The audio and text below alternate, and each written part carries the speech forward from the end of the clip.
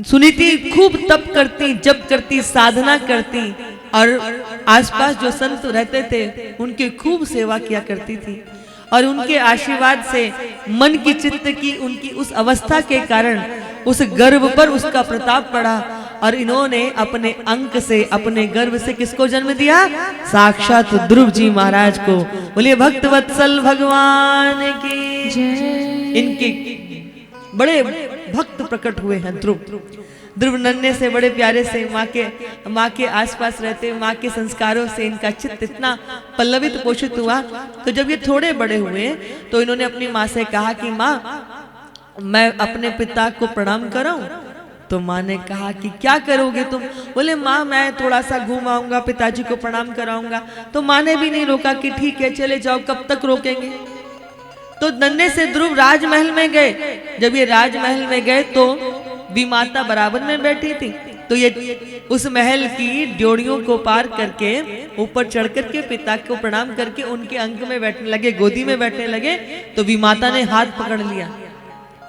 बोले इस गोदी में बैठने का तुम्हें अधिकार तब प्राप्त होगा जब तुम मेरे गर्भ से जन्म लोगे। इसलिए पहले जाओ नारायण को प्रसन्न करो, प्रसन्न करने के बाद उनसे वरदान लो कि वरदान मांगो कि मुझे मेरे पिता की गोदी में बैठना, इसलिए मुझे विमाता के अंक से जन्म दो। सोचो जरा, लोग कहते हैं गर्भ सम वासम दुखम भूतो न भविष्यति। गर्भ में जितना कष्ट मिलता है वो भूतो न भविष्यति, यानी कि माँ के गर्भ में जीव उल्टा टंगा रहता है। मलमूत्र में लिपटा हुआ वो बालक, माँ यदि थोड़ा भी खट्टा मीठा खा लेती ना मिर्ची तो वो बालक को लगती है, उल्टा लटका रहता है। इसलिए कहते हैं गर्भ सम वासम दुखम भूतम ना भविष्यति। और ये कहते हैं कि पहले जाओ जाके नारायण को प्रकट करो, फिर मेरे एक अंक से जन्म लेना। बंधु नन्ना सा वो ध्रुव, उसका छोटा सा सरल सा हृदय तार तार हो गया, रुदन करता हुआ अपनी माँ के पास पहुंचा। माँ ने जैसे नन्हे से ध्रुव को रोता हुआ देखा, अंक से लगा लिया, बड़ा लाड़ किया, प्रेम किया, घुंघराली सी अलकावली में हाथ डाल करके सहलाने लगे। पुत्र क्या हुआ, क्यों रुदन करते हो? बोले मुझे बता दो कि तू क्या उत्तानपाद की पत्नी नहीं है? बोले किसने कहा मैं उत्तानपाद की पत्नी नहीं? बोले जब तू उसकी पत्नी है, मैं तेरा पुत्र हूं, तो मुझे अपने पिता की गोदी में बैठने का अधिकार क्यों नहीं है? विमाता कहती है कि पहले जा नारायण को प्रसन्न कर, फिर मर, फिर मेरे अंक से जन्म ले, तब तुझे पिता की गोदी में बैठने का अधिकार मिलेगा। माता ने ये नहीं कहा कि वो विमाता है, सौतेली है, वो तो ऐसे ही बोलेगी। वो क्या कहती है? तेरी माता ने ठीक ही तो कहा कि नारायण की साधना करने पर, प्रसन्न करने पर संसार की ऐसी कौन सी वस्तु है जो प्राप्त नहीं हो सकती। बस नन्हे से ध्रुव के हृदय पे यह अंकित हो गया। भोर हुई नहीं, रात्रि भर चिंतन चलता रहा और प्रातः काल उठ करके ध्रुव जो थे वो नारायण को प्रसन्न करने के लिए निकल दिए। अब बंधुओं जब मार्ग में जा रहे थे तो इनको कौन मिल गए? नारद जी मिल गए। जैसे ही नारद मार्ग में मिले, दौड़ करके ध्रुव ने दंडवत प्रणाम किया। नारद जी समझ गए किसी संस्कारी माता की संतान है कि दौड़ करके प्रणाम करना या दंडवत प्रणाम करना जब तक घर में संस्कार ना हो संभव नहीं है। हमने तो खुद देखा, अभी तो कोई बहुत ज्यादा समय भी नहीं हुआ, हमको इतने वयोवृद्ध भी नहीं है, लेकिन हमने क्या देखा था कि पहले लोग जब अपने बड़ों को प्रणाम करते थे तो सिर रख के प्रणाम करते थे चरणों में। फिर थोड़ा समय बीता, फिर चरण छू के प्रणाम करने लगे। अभी फिर थोड़ा समय बीता है तो लोग पता है प्रणाम कैसे करते हैं? दूर से दिखा देते हैं हाथ प्रणाम। ऐसे दिखा रहे ना आजकल, यूं बस यूं हाथ दिखा देते हैं दूर से प्रणाम। और लग रहा है थोड़े समय के बाद ऐसा समय आएगा कि सीधे सर पे हाथ रख के आशीर्वाद ही देंगे। और यहां ध्रुव ने दंडवत प्रणाम किया। तो नारद जी ने कहा पुत्र कहाँ जा रहे हो? बोले मैं नारायण भगवान को प्रसन्न करने के लिए जा रहा हूं। नारायण भगवान को प्रसन्न करने के लिए कहाँ जा रहे हो? बोले तप करने के लिए जा रहा हूं। बोले तुम्हें भी पता भी है कि जंगल में हिंसक जीव जंतु रहते, तुम्हें खा जाएंगे, तुम्हारा भक्षण कर जाएंगे। तो नन्हे से ध्रुव कहते हैं मेरी माँ कहती है कि चराचर सृष्टि में परमात्मा विद्यमान है, जो नारायण मेरे भीतर है वो पशुओं में भी है, इसलिए वो उसकी चिंता मुझे नहीं है। मैं जब तक नारायण को प्रसन्न नहीं कर लूंगा तब तक लौटूंगा नहीं। अच्छा ये बताओ घर में कितनी बार भोजन करते हो? बोले कभी 2 बार, कभी 3 बार, और कभी माँ अपनी आंचल में लिटा के खिला पिला दे तो 5 बार भी कर लेता था। बोले जंगल में तुम्हारी माँ नहीं बैठी, जीव जंतु तुम्हें अपना शिकार कर लेंगे, तो वो कहता है मेरी माँ एक बात कहती है कि जब बच्चा माँ के गर्भ में आता है ना बंधुओं, तो माँ की नाल बालक की नाल से जुड़ जाती है।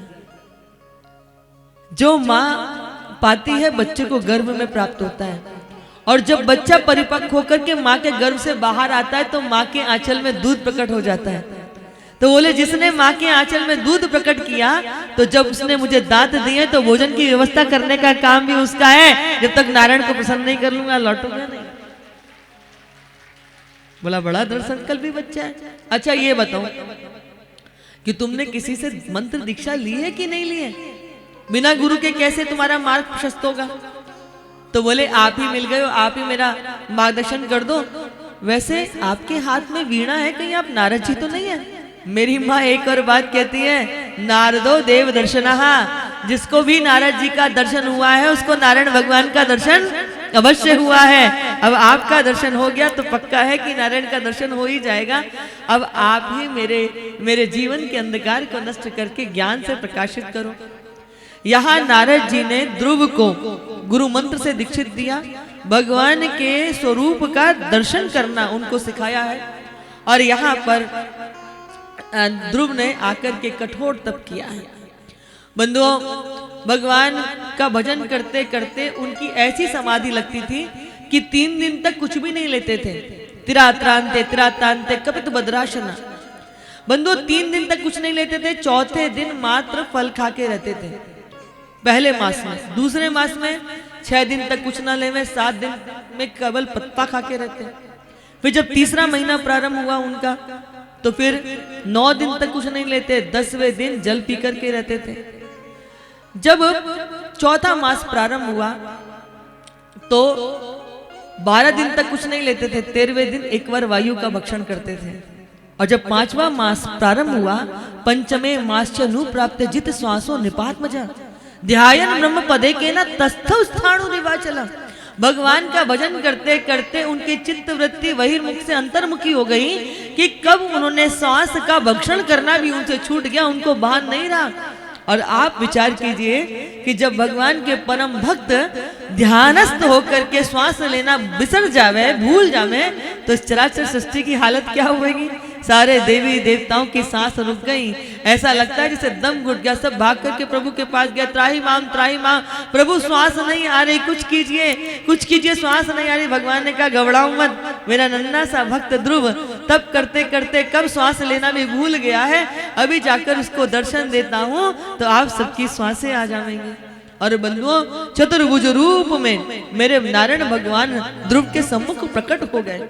लेकिन यहाँ तो ध्रुव अपने अपने अंतरकरण में जो चतुष्रूपी भगवान का ध्यान कर रहे थे, जैसे ही भगवान ने उस झांकी को अंदर से खींचा है, तैसे ही अचकचा करके ध्रुव की आंख खुली तो क्या देख रहे हैं? जो झांकी का अंदर दर्शन कर रहे थे वही झांकी चतुर्भुज रूप में नारायण की सम्मुख है, भगवान के चरणों में गिर गए और आंखों से अश्रु प्रवाहित होने लगा। और ये स्थिति केवल ध्रुव की नहीं है, नारायण भगवान भी अपने ऐसे अद्भुत भक्त का दर्शन करके उनकी भी आंखें आर्द्र हो गई हैं। यहाँ एक टक प्रभु अपने भक्त को देख रहे हैं और नन्हे से ध्रुव भी भगवान का दर्शन कर रहे हैं।